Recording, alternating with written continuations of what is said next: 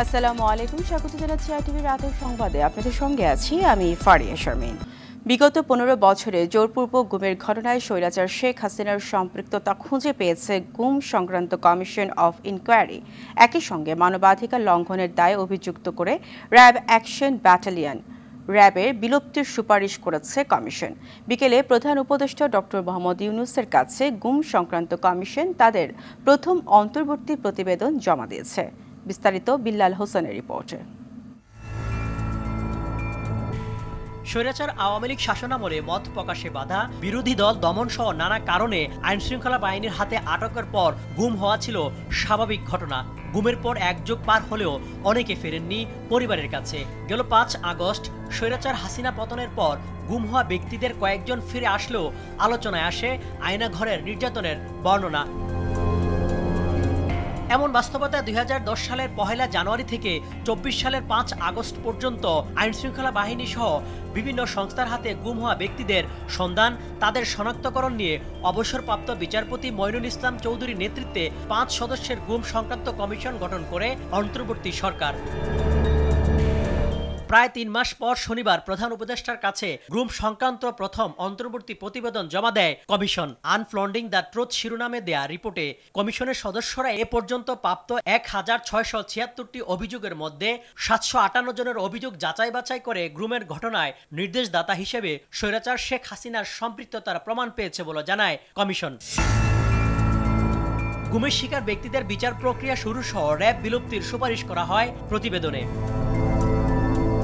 এছাড়া গুমের সম্পৃক্ততা পেয়েছে শেখ হাসিনার প্রতিরক্ষা বিষয়ক উপদেষ্টা মেজর জেনারেল অবসরপ্রাপ্ত তারিক আহমেদ সিদ্দিক, মেজর জেনারেল জিয়াউল হাসান এবং পুলিশের কর্মকর্তা মনিরুল ইসলাম ও হারুনুর রশিদ। কমিশনের সদস্যরা প্রধান উপদেষ্টাকে আয়নাঘরের পরিদর্শনের অনুরোধ জানান। বিল্লাল হোসেন, আরটিভি, ঢাকা। ভারতকে স্পষ্ট বার্তা দেওয়া হয়েছে যে বাংলাদেশ ভালো সম্পর্ক চায়, তবে সেটা দুপক্ষেরই সমান স্বার্থের ভিত্তিতে বলে মন্তব্য করেছেন পররাষ্ট্র উপদেষ্টা মোহাম্মদ তৌহিদ হোসেন। দুপুরে নরসিংদীর বেলাব উপজেলার সম্মেলন কক্ষে স্থানীয় পর্যায়ের সকল কর্মকর্তা ও সুধীজনদের সঙ্গে মতবিনিময় সভায় এমন মন্তব্য করেন তিনি। এ সময় উপদেষ্টা বলেন, সরকার সব দেশের সঙ্গে সম্মান ও সমতার ভিত্তিতে সুসম্পর্ক করতে চায়। সে লক্ষ্যে সরকার কাজ করছে বলে জানান তিনি।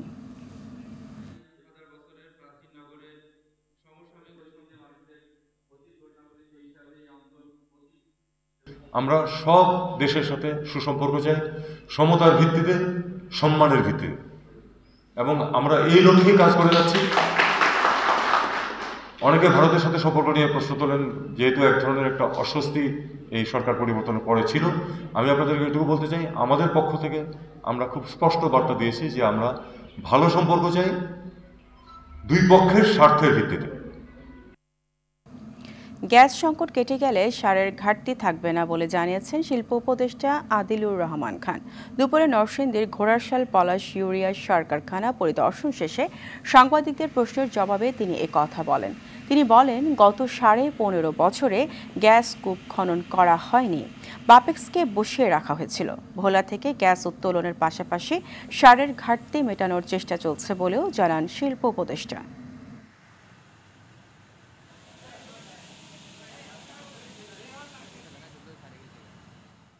গত 15.5 বছর নতুন করে খনন করা হয়ই নাই, বাপেক্সকে বসিয়ে রাখা হয়েছিল। এখন ভোলাতে কিছু গ্যাস পাওয়া গেছে, বাপেক্সের উদ্যোগে আবার গ্যাস খননের চেষ্টা হচ্ছে। আমরা যদি গ্যাস পাই তাহলে সেই সংকটটা চলে যাবে। গণ অভ্যুত্থানে বিশ্বাসের সঙ্গে বেইমানি করলে প্রধান উপদেষ্টা ডক্টর মোহাম্মদ ইউনূসকেও ছাড় দেওয়া হবে না বলে মন্তব্য করেছেন বৈষম্য বিরোধী ছাত্র আন্দোলনের অন্যতম সমন্বয়ক সার্জিস আলম। সকালে রাজশাহী শিল্পকলা একাডেমিতে জুলাই আগস্টের গণ অভ্যুত্থানে রাজশাহী বিভাগের শহীদ পরিবারের মাঝে চেক হস্তান্তর অনুষ্ঠানে এই মন্তব্য করেন তিনি। এ সময় তিনি বলেন, গুলি চালানো পুলিশ সদস্যদের শাস্তির বদলে বদলি ও নতুন করে পোস্টিং তদবির চলছে। মামলা বাণিজ্যের সঙ্গে বিভিন্ন রাজনৈতিক দলের নেতা ও প্রশাসনের ঊর্ধ্বতন কর্মকর্তারা জড়িত হচ্ছে।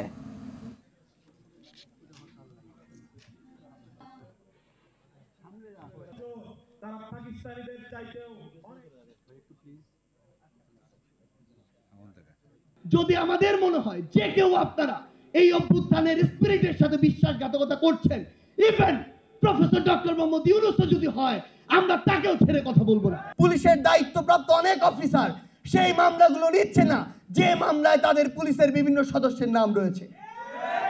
আমরা এখনো দেখতে পাচ্ছি বাংলাদেশের এই মামলাগুলোতে বিভিন্ন জায়গায় পলিটিক্যাল নেগোসিয়েশন হচ্ছে। যাদের রক্তে মুক্ত এ দেশ।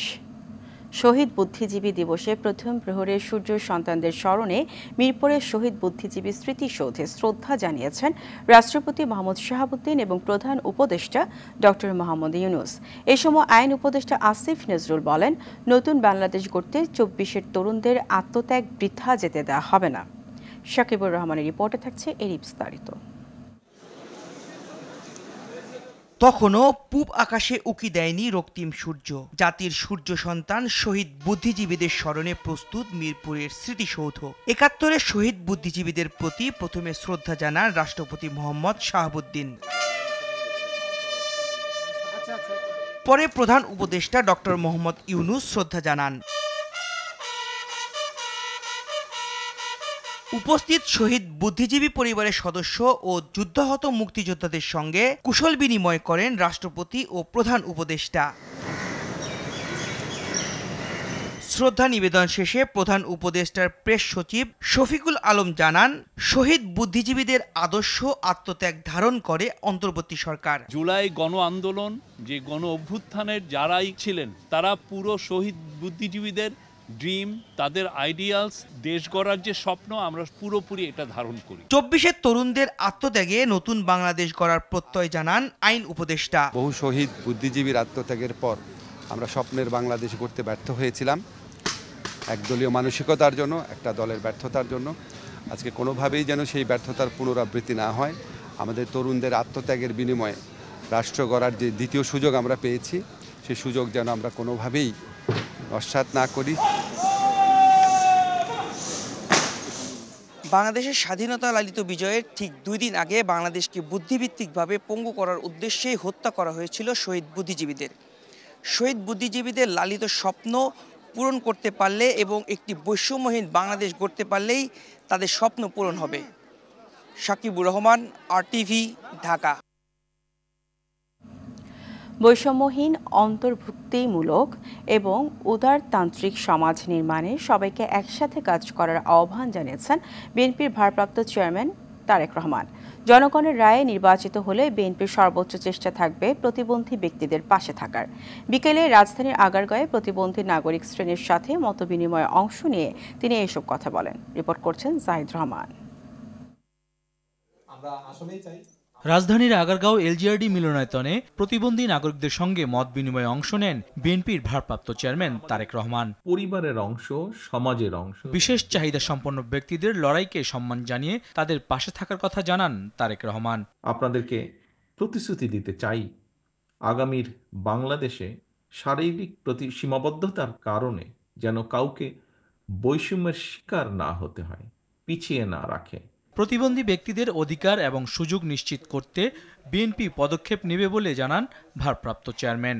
আমি এবং আমার দল, একটু আগে মহাসচিব সাহেব ওনার বক্তব্যে উল্লেখ করেছেন, বাংলাদেশ জাতীয়তাবাদী দল বিএনপি জনগণের সমর্থনে রাষ্ট্র পরিচালনার দায়িত্ব পেলে আমাদের সর্বোচ্চ চেষ্টা থাকবে, আমরা সবসময় আপনাদের পাশে থাকব। সবাইকে একসঙ্গে নিয়ে আগামীর বাসযোগ্য বাংলাদেশ গড়ার প্রত্যয় তার।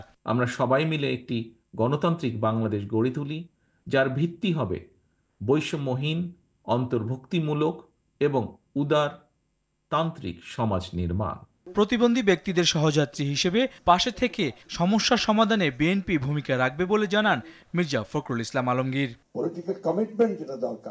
জাহিদ রহমান, RTV, ঢাকা। মিরপুরের স্মৃতিসৌধে জাতির সূর্য সন্তানদের প্রতি শ্রদ্ধা জানিয়েছে বিএনপি সহ বিভিন্ন রাজনৈতিক, সামাজিক ও সাংস্কৃতিক সংগঠনের নেতাকর্মী সহ সর্বস্তরের মানুষ। এই সময় বিএনপি মহাসচিব মির্জা ফখরুল ইসলাম আলমগীর বলেন, ৫ আগস্ট ফ্যাসিস্ট শক্তিকে পরাজিত করে মুক্তিযুদ্ধের চেতনা বাস্তবায়নে দেশকে সত্যিকার গণতান্ত্রিক ও বৈষম্যহীন রাষ্ট্র হিসেবে প্রতিষ্ঠা করতে হবে। জাহিদ রহমানের আরেকটি রিপোর্ট। রাষ্ট্রপতি ও প্রধান উপদেষ্টা চলে যাওয়ার পর মিরপুর শহীদ বুদ্ধিজীবী স্মৃতিসৌধে ঢল নামে সর্বস্তরের মানুষের। স্থায়ী কমিটির সদস্য ও দলীয় নেতাকর্মীদের নিয়ে শ্রদ্ধা জানান বিএনপি মহাসচিব মির্জা ফখরুল ইসলাম আলমগীর। অংশ নেয় সহযোগী সংগঠনের নেতাকর্মীরাও।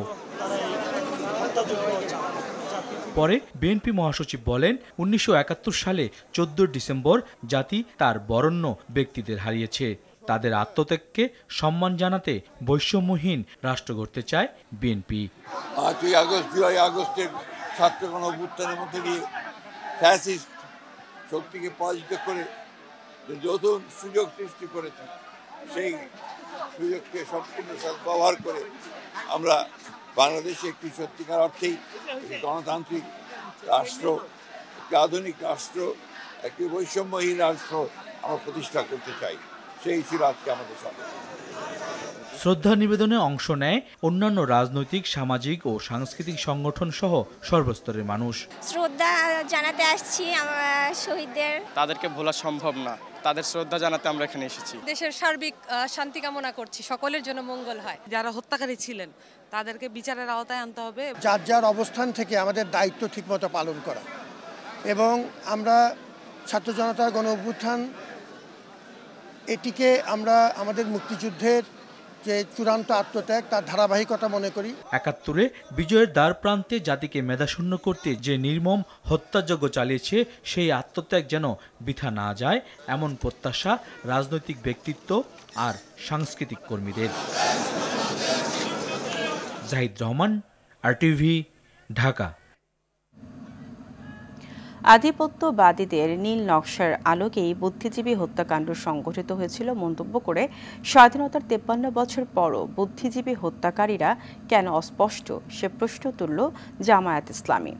একই সঙ্গে দেশকে পঙ্গু করতে জামায়াতের শীর্ষ নেতাদের বিচারের নামে হত্যা করা হয়েছে বলে অভিযোগ জামায়াত নেতাদের।